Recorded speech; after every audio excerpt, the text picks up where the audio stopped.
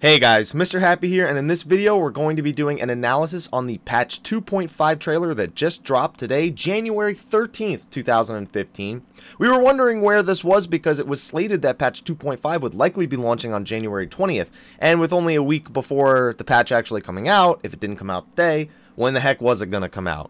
So before we actually get into the trailer, I do want to confirm, yes, this trailer confirms patch 2.5 will launch on January 20th, a week from today. So hopefully you guys are just ready to do all the stuff that's in this trailer.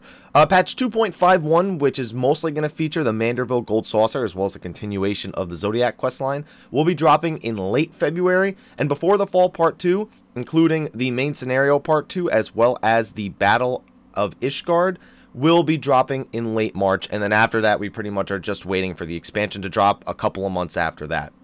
So let's go into the analysis of what we see in the trailer. So first we got a teaser of the main scenario, or at least part 1 of it, considering it is being broken down for this patch, and it seems that one of the Ascians, aside from La Habrea and Elidibus, is making a stand against the Scion. I don't remember La Habrea's voice exactly, but that doesn't seem to be him. We're going to have to wait and see. It could still be La Habrea, but it's definitely not Elidibus.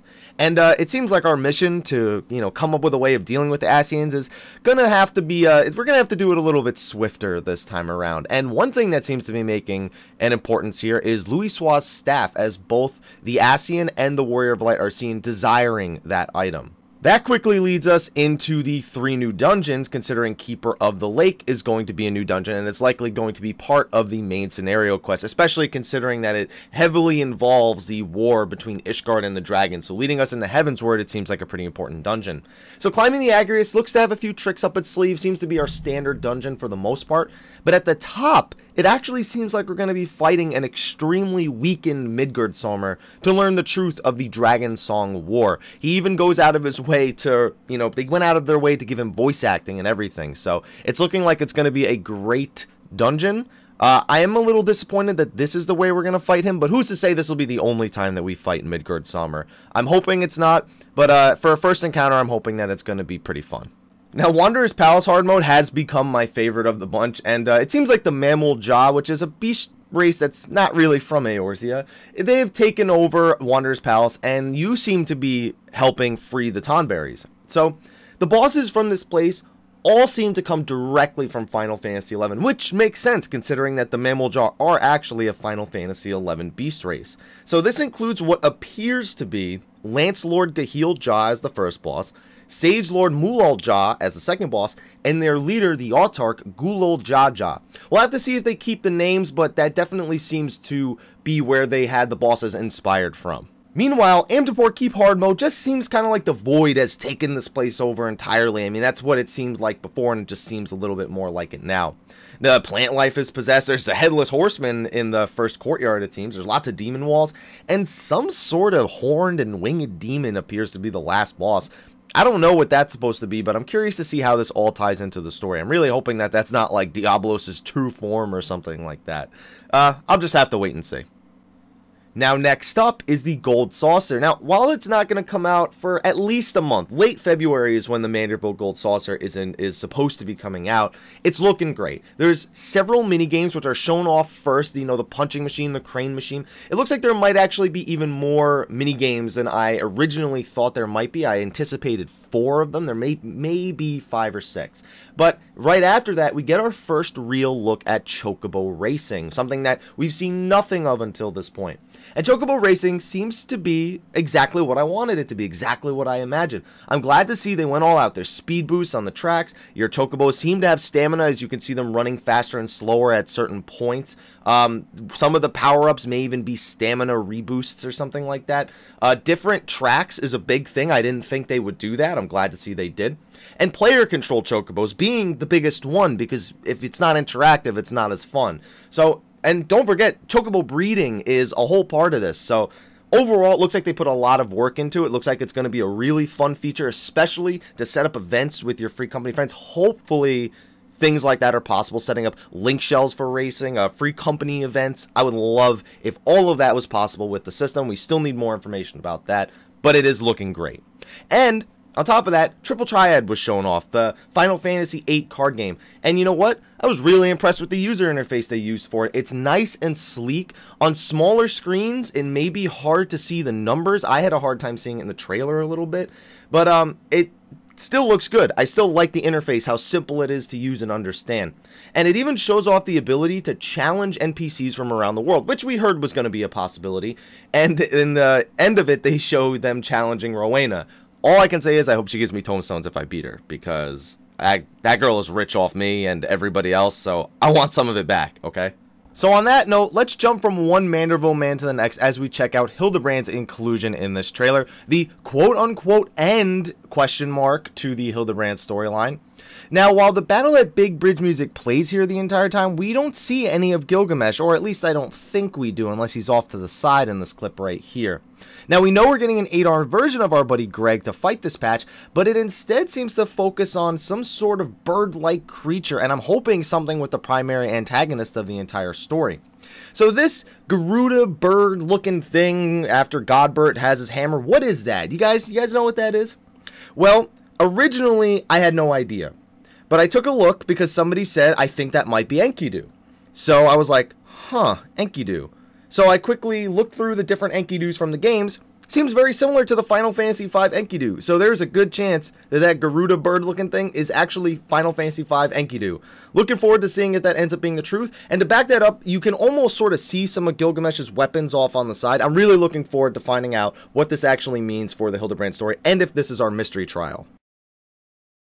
Next up is Earth's Fount, which is the battle against Odin. It's finally here. We've been hearing about it ever since the fan festival, where we got a little taste of what the battle was going to be like, a supposedly easier version of the complete fight. And holy crap, they made Odin huge compared to how big. He was the size of a normal person on a horse back at the fan festival. Here, he is huge. I can't even stress that enough. Now, as someone who fought and defeated Odin at the fan festival, other than his size, I'm really not seeing much different here. I guess we'll have to see if we actually do get Earth's Fount Hard and Earth's Fount Extreme, which they said we were going to be getting, so I'm hoping that's, you know, still planned. I'm hoping for Odin Extreme, if it's in there, to be good fun. If not, I'm glad that all of you get to challenge Earth's Fount Hard mode, although it's unfortunate that your characters at least won't be getting the I Beat Odin shirt. That's a nice shirt. Then we have the World of Darkness. The conclusion of the Crystal Tower storyline is finally here, and it seems to have 4 bosses. I'm going to say 4 for now. The Ahriman, a Hydra that likely signifies the two-headed dragon from Final Fantasy III, and the Hydra that's been in the art book all this time that has the extra heads. We've been wondering where the heck that thing went. Cerberus is a boss here, and the Cloud of Darkness, which is shown as the final boss, who seems to be using her particle beam, which makes me very, very happy. We also see another Atamos encounter. I mean, this could just be a trash pull like it was back in the Labyrinth of the Ancients and not a boss. It's hard to tell, really. And I'm curious if Echidna is going to be a boss here, because the Crystal Tower is supposed to have 4 bosses before the Cloud of Darkness, and then the Cloud of Darkness you're supposed to fight last. So I'm curious if there is a 5-boss total here, or if they went with a 4-boss total and some trash pulls that might signify certain events from the Crystal Tower back in Final Fantasy III. Whatever it is, it looks great, music's great, I'm going to enjoy those fights and gearing out all my alternate jobs off that. Then we get a little teaser of the main scenario part 2, which is not going to be coming until late March, but it's nice that they decided to include it in this trailer. It appears to feature Iceheart making some sort of return. We knew we didn't kill her, but still. And it potentially shows her sort of opening up Ishgard to attack. She may have allied herself with the Dravanians at this point. She may be helping prepare for a Dravanian invasion, specifically the Battle of Ishgard.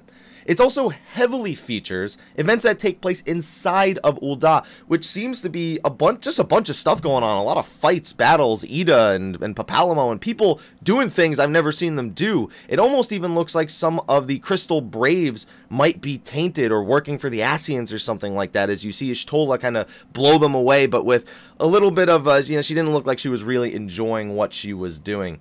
And then it starts ending with a bunch of troubled looks from Minfilia and the leaders of the 3 city-states, ending with Nanamo Ul'Namo before the title drop.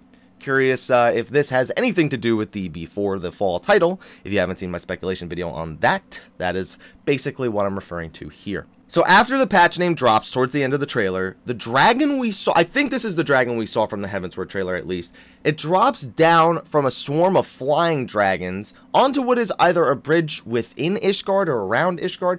It even, to me, kind of looks like the bridge where we fought Gilgamesh the first time, the big bridge of all of them.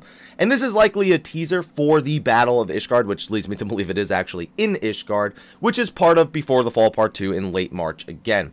So, is this dragon part of the Battle of Ishgard? Is he our mystery trial? I don't know. I still think the mystery trial is something part that has to do with the wandering minstrel. We didn't see it in this trailer. I'm hoping that it's something that's like a real mystery. It might. I'm leaning more towards the Hildebrand thing being the actual mystery trial, though. We're gonna have to wait and see, though. There's still a bunch of things we didn't see in this. We didn't see anything about the ethereal wheel and the free company crafting. We didn't see.